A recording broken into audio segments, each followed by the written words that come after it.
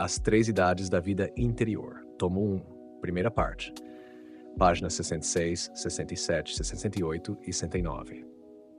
Consequências para a espiritualidade. Do que foi exposto, deduz-se uma consequência muito importante. Se a habitação da Augusta Trindade em nós, não pode ser concebida sem que o justo tenha uma espécie de conhecimento experimental de Deus em si mesmo, segue-se que este conhecimento, longe de ser algo extraordinário, como visões, revelações ou estigmas, está dentro do caminho normal da santidade. Essa espécie de conhecimento experimental de Deus presente em nós deriva da fé esclarecida pelos dons da inteligência e da sabedoria que estão ligados à caridade. A partir disso, conclui-se que, normalmente, ele crescerá à medida que se progride em caridade, tanto no aspecto da contemplação quanto no da ação. Também mencionaremos mais adiante que a contemplação infusa, onde essa experiência se desenvolve e começa, segundo São João da Cruz, com a via iluminativa, e se aperfeiçoa na unitiva. Notas explicativas. 1. Augusta Trindade refere-se à Santíssima Trindade, Pai, Filho e Espírito Santo, considerada de suma importância e reverência na tradição cristã. 2. Justo. Em contextos espirituais e religiosos, refere-se à pessoa reta e fiel aos ensinamentos divinos, vivendo de acordo com a vontade de Deus. 3. Caminho normal da santidade. Indica que a santidade não é algo excepcional, reservado para poucos, mas um caminho acessível a todos os que buscam seguir a Deus, sem depender de experiências extraordinárias, como revelações ou milagres. 4. No contexto teológico, caridade é o amor divino e altruísta, uma das 3 virtudes teologais ao lado da fé e da esperança. Esse amor por Deus e pelo próximo é visto como um caminho para o crescimento espiritual. 5. Contemplação infusa. Um tipo de oração ou estado espiritual em que a pessoa não busca Deus ativamente, mas Deus se manifesta nela de forma direta e misteriosa. É uma experiência profunda da presença de Deus, sem a necessidade de palavras ou meditações ativas. 6. Via iluminativa. Segundo a espiritualidade cristã, é o segundo estágio no caminho de perfeição espiritual, onde o indivíduo recebe luz espiritual, entendimento, e aprofunda sua comunhão com Deus.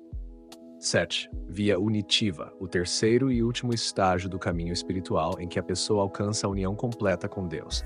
É o ápice da vida mística, caracterizado por uma íntima comunhão com o divino. Nas palavras dirigidas a Santa Catarina de Sena, "Eu sou aquele que é, tu és aquela que não é", expressa-se a absoluta dependência da criatura em relação a Deus, que é o único ser por essência. São Tomás de Aquino explica que, conforme a caridade aumenta na alma, as pessoas divinas, Pai, Filho e Espírito Santo, se tornam mais presentes nela, não apenas como objetos de amor e conhecimento, mas como princípios ativos que operam dentro da alma. Isso significa que a proximidade com Deus não é estática, mas cresce em intensidade à medida que a alma se purifica e avança espiritualmente, especialmente em momentos de conversões profundas, como as que marcam a entrada na via iluminativa. O ponto prático dessa lição é a disposição da alma. Deus se comunica com a criatura de acordo com a pureza e a abertura que esta tem para com ele. À medida que as disposições da alma se tornam mais puras, a presença divina se intensifica e se torna mais ativa. Nesse estado, a alma e Deus pertencem um ao outro, desejando uma união mais profunda e ardente. Avançar no amor dele. Progredir no amor de Deus.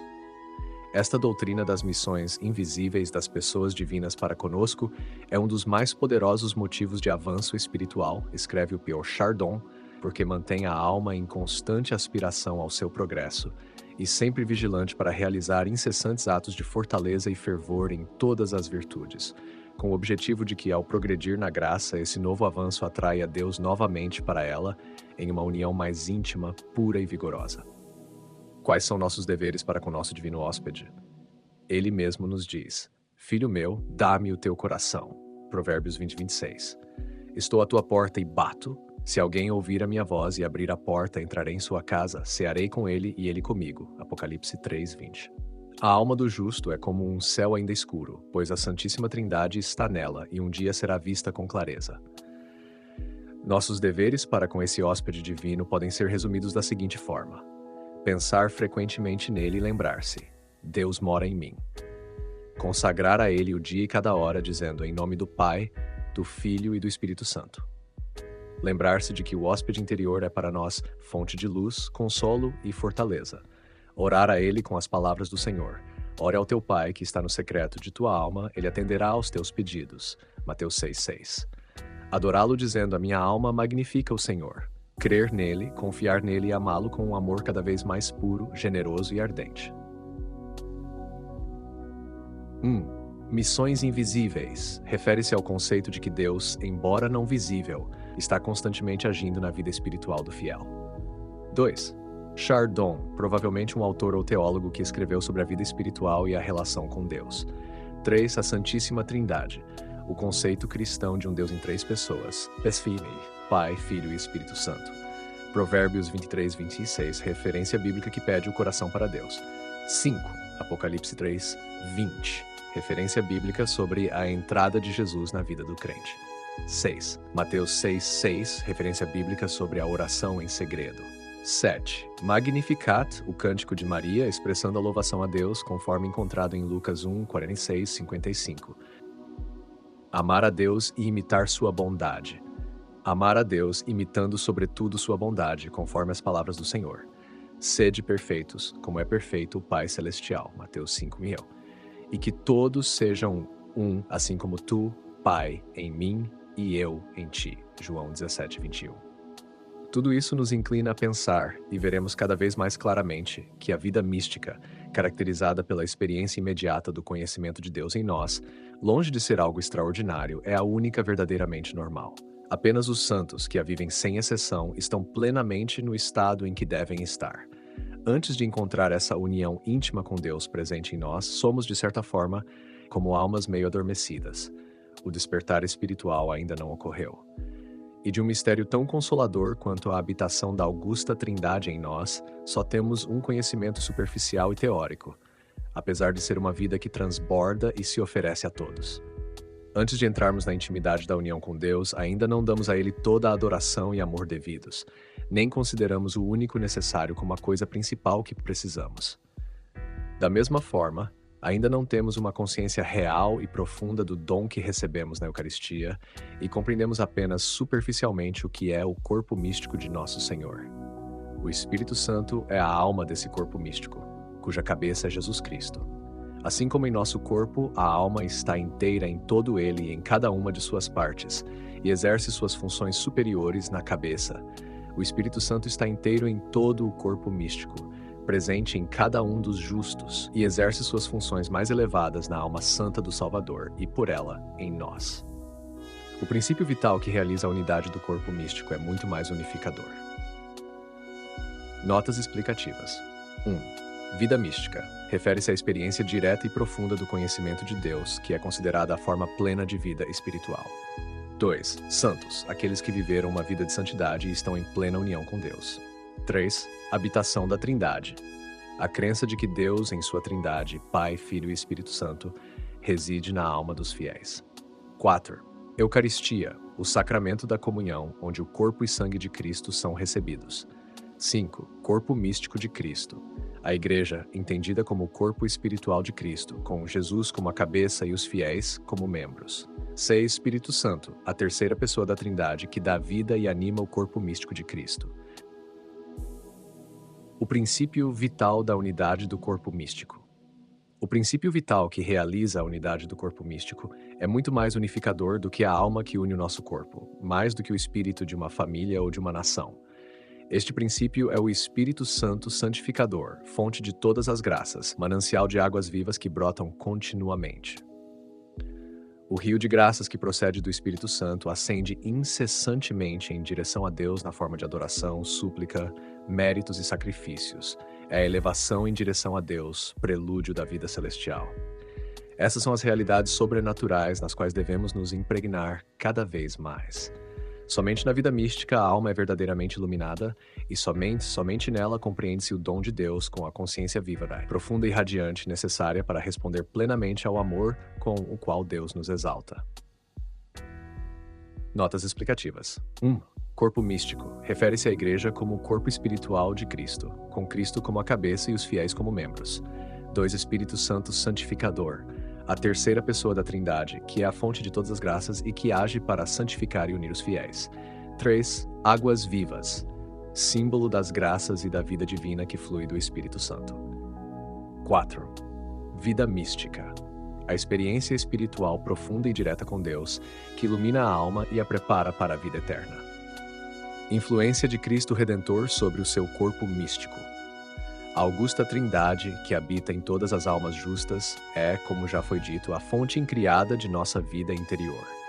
No entanto, nossa santificação também depende da influência constante de Cristo Redentor, que nos comunica incessantemente, por meio dos sacramentos e fora deles, as graças que ele nos mereceu durante sua vida terrena, e, sobretudo, durante sua paixão. Devemos também abordar aqui essa influência santificadora de modo geral e considerar como ela se exerce, em particular pelo mais excelso de todos os sacramentos, que é o da Eucaristia. Notas explicativas. 1. Corpo místico de Cristo. É a Igreja, onde Cristo é a cabeça e os fiéis são os membros. O termo sublinha a união espiritual entre Cristo e os crentes. 2. Santificação. Refere-se ao processo pelo qual os cristãos se tornam progressivamente mais santos através da graça de Deus. 3. Sacramentos. São sinais visíveis da graça invisível instituídos por Cristo. No contexto católico, há 7 sacramentos, e a Eucaristia é considerada o mais elevado, por ser a comunhão com o próprio corpo e sangue de Cristo. 4. Paixão de Cristo.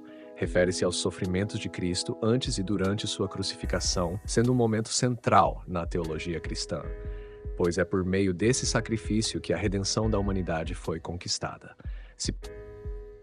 Como o Salvador nos comunica as graças que nos mereceu em sua vida.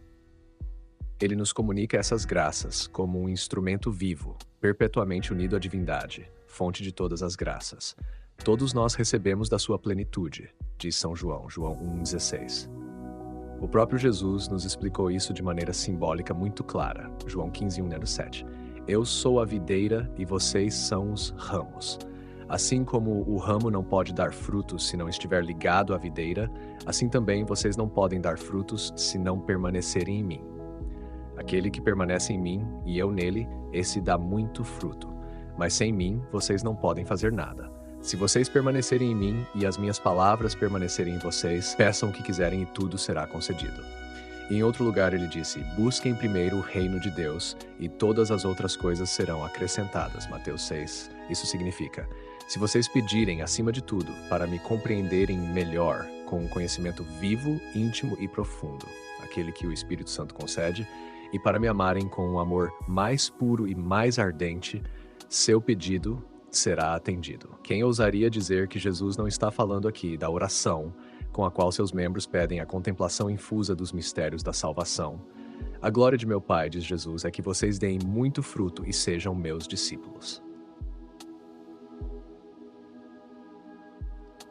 1. Contemplação infusa.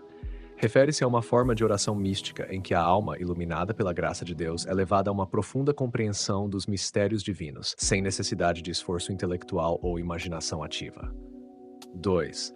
Videira e ramos. Jesus utiliza a metáfora da videira e dos ramos para expressar a necessidade da união entre ele e seus discípulos. A videira simboliza Cristo como a fonte de vida e nutrição espiritual. Esta bela imagem da videira e dos ramos é uma das mais expressivas. São Paulo retoma essa ideia ao falar do oliveira selvagem, na qual fomos enxertados, Romanos 16, e apresenta outra comparação igualmente notável. Cristo, ele diz, é como a cabeça que transmite aos membros a força vital, cuja origem está na alma. A Igreja é o corpo místico de Cristo, e os cristãos são os membros desse corpo. Ele frequentemente retorna a esse pensamento, 1 Coríntios 2, 12, 27. Vós sois o corpo de Cristo, e cada um, individualmente, é membro dele. Em outra carta nos exorta, cresçamos em todas as dimensões na caridade, unidos àquele que é a cabeça, Cristo. Por sua força, todo o corpo, unido pelos laços dos membros, se fortalece no amor. Que a paz de Cristo, a qual fostes chamados para formar um só corpo, reine em vossos corações. Dessa doutrina conclui-se que o Salvador nos comunica a vida da graça, cuja fonte é o próprio Deus em sua natureza divina, assim como a cabeça comunica aos membros a vida, cuja origem está na alma. Para compreender bem essa doutrina, é necessário distinguir em Nosso Senhor sua divindade e sua humanidade. Notas explicativas. Essa imagem refere-se à passagem de João 15:1-5, onde Jesus se compara a uma videira e seus seguidores aos ramos, ensinando sobre a necessidade de permanecer nele para dar frutos espirituais. Oliveira selvagem, em Romanos 11:16-24, Paulo usa a metáfora da oliveira para falar sobre os gentios que foram enxertados na aliança de Deus com Israel. Cabeça e corpo. A metáfora de Cristo como a cabeça e os cristãos como membros de seu corpo é central no ensinamento de Paulo. A cabeça dá vida e coordena o corpo, a igreja, que é formado por todos os fiéis. Divindade e humanidade de Cristo. Aqui, a doutrina se refere à crença cristã de que Jesus Cristo é tanto verdadeiro Deus quanto verdadeiro homem. Isso é fundamental para entender como Cristo pode comunicar a graça divina aos seres humanos. Jesus, como o Verbo, habita, assim como o Pai e o Espírito Santo, no centro de nossa alma. Ele está mais íntimo a ela do que ela mesma, mantém tanto a sua vida natural quanto a sua vida sobrenatural, e, por meio de sua graça operante, conduz a alma aos atos mais profundos e elevados que por si só, ela jamais poderia realizar. No que diz respeito à humanidade do Salvador, ela é, conforme diz São Tomás de Aquino, o instrumento sempre unido à divindade, por meio do qual nos são comunicadas todas as graças. Da mesma forma que os sacramentos, a água do batismo, por exemplo, e a fórmula da absolvição, são causas instrumentais físicas da graça sacramental, no sentido de que Deus se utiliza dessa água e dessa fórmula e lhes confere poder divino para produzir essa graça. Assim também a humanidade do Salvador, e especialmente os atos de sua Santíssima Alma, são a causa instrumental física de todas as graças que recebemos, seja através dos sacramentos ou por outros meios. Notas explicativas. 1. Graça sacramental. Refere-se ao favor divino concedido por Deus aos seres humanos por meio dos sacramentos. A crença cristã ensina que os sacramentos, como o batismo e a confissão, absolvição, não são meros símbolos, mas veículos reais da graça divina. 2. Instrumento unido à divindade. São Tomás de Aquino descreve a humanidade de Cristo como um instrumento em perfeita união com sua natureza divina, através do qual Deus opera para conceder graças aos seres humanos. 3. Graça operante. Trata-se da graça ativa de Deus que auxilia a alma a agir de maneiras que, sem essa ajuda divina, ela seria incapaz de realizar. A santa humanidade do Salvador não habita em nossa alma. Seu corpo não se encontra nela. Ele está apenas no céu, como em seu lugar natural e sacramentalmente na Eucaristia. Contudo, mesmo que a humanidade de Jesus não habite em nós, a alma justa permanece constantemente sob sua influência, pois, por meio de sua mediação, todas as graças nos são concedidas, assim como em nosso corpo a cabeça comunica aos membros o influxo vital. E assim como em cada instante, no estado de vigília, temos algum dever a cumprir. A humanidade do Salvador nos comunica, momento após momento, a graça atual para o presente momento, assim como o ar entra continuamente em nossos pulmões. Deus, autor da graça, utiliza a humanidade do Salvador para nos transmiti-la, da mesma forma que um grande artista usa um instrumento para nos comunicar sua emoção musical, ou como um pensador utiliza seu estilo e sua língua para se expressar exteriormente. Notas explicativas. 1. Santa humanidade do Salvador. Refere-se à natureza humana de Jesus Cristo. O texto diferencia sua natureza divina, onipresente, de sua natureza humana, que está fisicamente presente no céu e sacramentalmente na Eucaristia. 2. Mediação de Cristo. Na teologia cristã, Cristo é o mediador entre Deus e os homens, sendo o canal por meio do qual as graças divinas são concedidas à humanidade. 3. A graça atual. Na tradição cristã, é a graça concedida por Deus em momentos específicos para ajudar a pessoa a cumprir uma tarefa ou dever presente. Eucaristia. Um dos sacramentos centrais do cristianismo é em que os fiéis recebem o corpo e o sangue de Cristo de forma sacramental, conforme a crença da presença real de Cristo na Eucaristia. Os 7 sacramentos são como as cordas de uma lira, que somente Deus sabe tocar e elevar com sua pulsação divina. A humanidade do Salvador é um instrumento superior, consciente e livre, sempre unido à divindade para nos comunicar as graças que fluem em nossa alma, as quais Jesus mereceu para nós na cruz.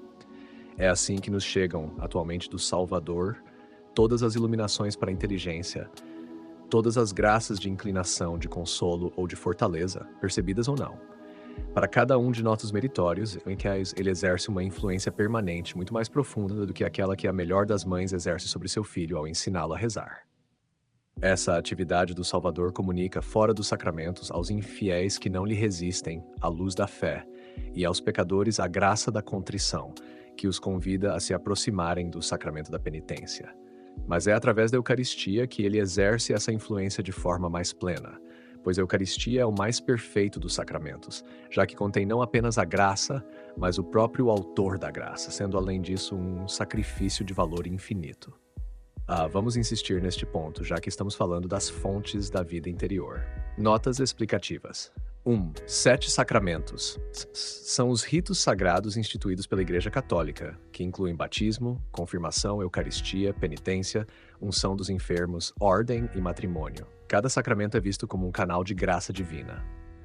2. Humanidade do Salvador. Refere-se à natureza humana de Jesus Cristo, que, mesmo sendo divina, foi um meio consciente e livre de comunicar as graças divinas aos homens.